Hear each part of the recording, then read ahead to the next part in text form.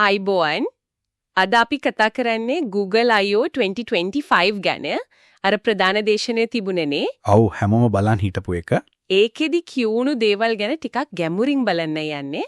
අපි The Verge එකේ සාරාංශ වීඩියෝව තමයි මූලාශ්‍රය කරගන්නේ. හරි. අරමුණ තමයි Google කොහොමද මේ AI විශේෂයෙන්ම Gemini හැම දෙයකටම ගේන්නේ කියලා තේරුම් ගන්න එක. නිකම්ම මොනවද කිව්වේ නෙමේ ඇත්තලම මොකක්ද මේකේ තේරුම කියලා බලමු. හරියටම දැන් හැමතැනම Gemini-නේ. Google කියන්නේත් මේක Gemini era එක. ඒ කියන්නේ Gemini යුගය කියලා. ඉතින් බලමු මේ හැම සේවාවකටම අලුත් උපාංග වලටම AI එකට වෙනකොට අපිට කොහොම බලපෑමක් එයිද කියලා. මුලින්ම කතා කරමු අර AI මොඩල් එකේ දියුණුව ගැන.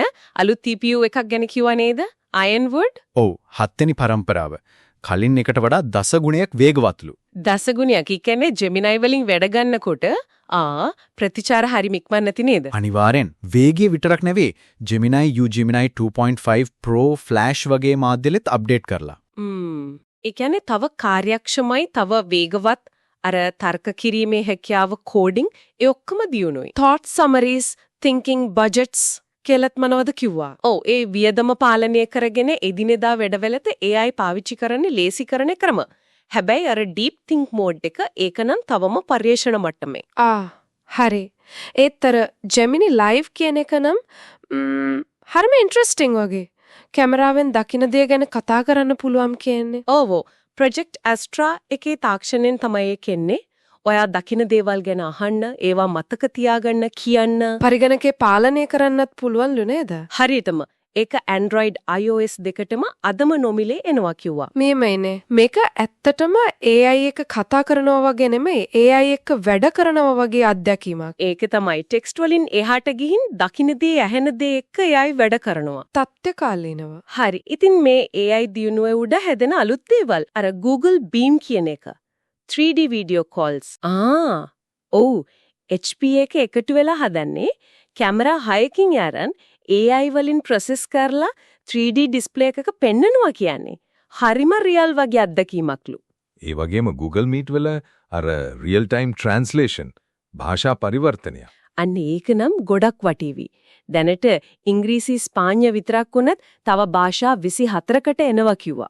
භාෂා ප්‍රශ්නෙට ලොකු විසඳුමක් වෙයිවි. ඇත්තටම ඒකම අර ටෙක්ස්ට් ටු ස්පීච් දියුණුව එකම වෙලාවේ කටහඬුවල් දෙකක් පාවිච්චි කරන එක අර රහසින් කතා කරනවා වගේ සවුන්ඩ්ස් හරිම සියුම් දේවල්. ඊළඟට අර ප්‍රොජෙක්ට් මරීනා ඒක මොකක්ද? වෙබ් ඒජන්ට් කෙනෙක් වගේද? ඔව් හරියට ඔයාගේ පර්සනල් ඇසිස්ටන්ට් කෙනෙක් වගේ. හැබැයි වෙබ් එකේ වැඩවලට. උදාහරණයක් කිව්වොත් හිතන්නකෝ ඔයා නිවාඩුවක් ප්ලෑන් කරනවා කියලා. මරීනට කිව්වම එයා වෙබ්සයිට්ස් වලට ගිහින් ෆ්ලයිට්ස්, හොටෙල්ස් හොයලා කම්පෙයාර් කරලා ඔයාගේ ප්‍රෙෆරන්ස් අනුව සමහර විට බුක් කරලම දෙයි. ඒ කියන්නේ එක සැරේ වැඩ 10ක් විතර කරන්නත් පුරුවලු නේද? ඔව්. එකපාරක් උගන්නපි වැඩක් මතක තියාගෙන ඒ වගේ අලුත් වැඩ කරන්නත් පුළුවන්ලු. අර MSCP කියන ප්‍රොටෝකෝල් එක හරහා වෙනත් සර්විසස් එක්කත් කතා කරන්න පුළුවන්. මේක නම් ලොකු දෙයක්. ඉන්ටර්නෙට් එක පාවිච්චි කරන විදිහම වෙනස් වෙයි වගේ. වෙන්න පුළුවන්. මේ ඒජන්ට් ටෙක්නොලොජි එක තමයි AI වල ඊළඟ ස්ටෙප් එක වෙන්න යන්නේ. හරි. එතකොට Gmail අර personalized smart replies. ඒකත් අලුත්. ඔයා ලියන විදිහ, ඔයා පාවිච්චි කරන වචන, ඒ ස්ටයිල් එක අඳුරගෙන ඒ විදිහටම උත්තර සජෙස්ෂන්ස් දෙනවා. ඒ කියන්නේ මම වගේම reply එකක් හදලා දෙනවා. ඒ වගේ තමයි. ඒකට යාලා ඔයාගේ Google Apps වල තියෙන දේවල්, ඒ කියන්නේ personal context එක ඔයා අවසර දුන්නොත් පාවිච්චි කරනවා. හැබැයි ඉතින් එතන අර privacy කාරණාව වෙනෝ නේද? අපේ දත්ත කොහොමද control වෙන්නේ කියන එක. අනිවාර්යෙන් ඒක ලොකු ප්‍රශ්නයක්. Google කියනවා user ට control එක දෙනවා කියලා, ඒත් බලන්න ඕනේ කොහොමද ඇත්තටම වෙන්නේ කියලා. personalization හොඳයි, ඒත් control එකක් තෝන. නිර්මාණශීලී පැත්තටත් ගොඩක් දේවල් තිබුණා නේද? Imagine 4, Veo 3. ඔව්. Imagine 4 රූප හදන්න. වේගවත්ලු අකුරු එක්ක වැඩ කරන්නත් දක්ෂයිලු. Veo 3 වීඩියෝ හදන්න. ඒකට native audio, ඒ කියන්නේ ශබ්දත් එකතු කරන්න පුළුවන් කියලා කිව්වා. LIA2 සංගීතයට Canvas කියලා එකකින් report එකක්, web page, infographic, podcast එක කරන්නත් පුළුවන්ලු. Flow කියලා AI filming tool එකකුත්. මේ ඔක්කොම පෙන්වන්නේ AI කොච්චර creative fields වලට එනවද කියලා. අර synth ID වගේ දේවල් AI නිර්මාණ හඳුනා ගන්න උදව් වෙන එකත් වැදගත්. හරි. සර්ච් එකට එන වෙනස්කම් ගැන කියමුද? AI mood එකක් යමවා කිව්වා. ඔව්. සංකීර්ණ දිග ප්‍රශ්න අහන්න පුළුවන්. නිකම් ලින්ක්ස් ටිකක් දෙනව වෙනුවට. deep search වලින් report එකක් වගේ හදලා දෙනවා කිව්වා නේද? හරියටම.